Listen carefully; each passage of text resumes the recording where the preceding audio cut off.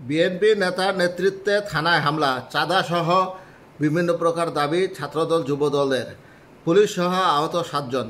জয়পুরহাটের খেতলালে চাঁদা দাবিকে কেন্দ্র করে বিএনপি নেতার নেতৃত্বে থানায় হামলার ঘটনা ঘটেছে। এ সময় 2 পুলিশ সদস্য সহ 7 জন আহত হয়েছে।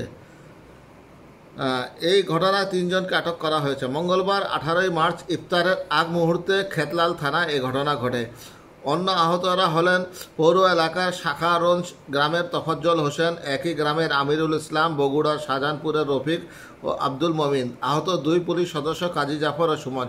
পুলিশ সূত্রে জানা যায়, পুলিশ হেফাজতে থাকা 3 জনকে ছিনিয়ে নেওয়ার জন্য উপজেলা বিএনপির সাংগঠনিক সম্পাদক মেহেদি আশিক পার্থের নেতৃত্বে থানায় হামলা চালানো হয়। এই সময় দায়িত্বরত 2 পুলিশ সদস্য বাধা দিলে তাদেরকে মেরে আহত করে ও থানা অবরুদ্ধ করে সেই বিএনপির কর্মীরা। পরে পুলিশ বাধ্য হয়ে সেনাবাহিনীর হস্তক্ষেপ কামনা করে। সেনাবাহিনীর সদস্যরা ঘটনাস্থলে এসে লাঠিচার্জ করে পরিস্থিতি নিয়ন্ত্রণে আনে। এ সময় ঘটনাস্থল থেকে 3 জনকে আটক করে সেনাবাহিনী। রফিক নামে এক আহত বিএনপি কর্মী সাংবাদিকদেরকে জানান, খেতলাল পৌর এলাকার শাখারঞ্জ গ্রামে তফজ্জল হোসেন জমি রেজিস্ট্রির জন্য উপজেলা সাব রেজিস্ট্রি অফিসে আসেন। এ সময় স্থানীয় পৌর বিএনপির 9 নং ওয়ার্ডের সভাপতি কবির চৌধুরীর নেতৃত্বে বিএনপি কর্মী মাসুদ চৌধুরী, গোলাম মহলা ও জুয়েল সেখানে উপস্থিত হয়ে তার নিকট থেকে 50,000 টাকা চাঁদা দাবি করে। চাঁদা না দেওয়ায় তারা উপজেলা বিএনপির সাংগঠনিক সম্পাদক পার্থকে বিষয়টি জানায়।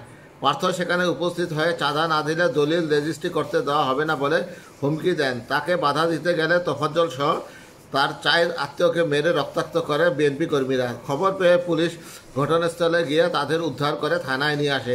পুলিশ থানা থেকে তফজ্জলকে গুরুতর আহত অবস্থায় খেতলাল উপজেলা স্বাস্থ্য কমপ্লেক্সে নিয়ে ভর্তি করান। থানায় পুলিশ হেফাজতে থাকা বাকি 3 জনকে ছিনিয়ে নেওয়ার জন্য উপজেলা বিএনপির সাধারণ সম্পাদক আবু বকর সিদ্দিক এবং সাংগঠনিক সম্পাদক পার্থের নেতৃত্বে শতাধিক লোকজন থানায় আক্রমণ করে দায়িত্বরত 2 পুলিশ সদস্যকে আহত করে ও থানা অবরুদ্ধ করে।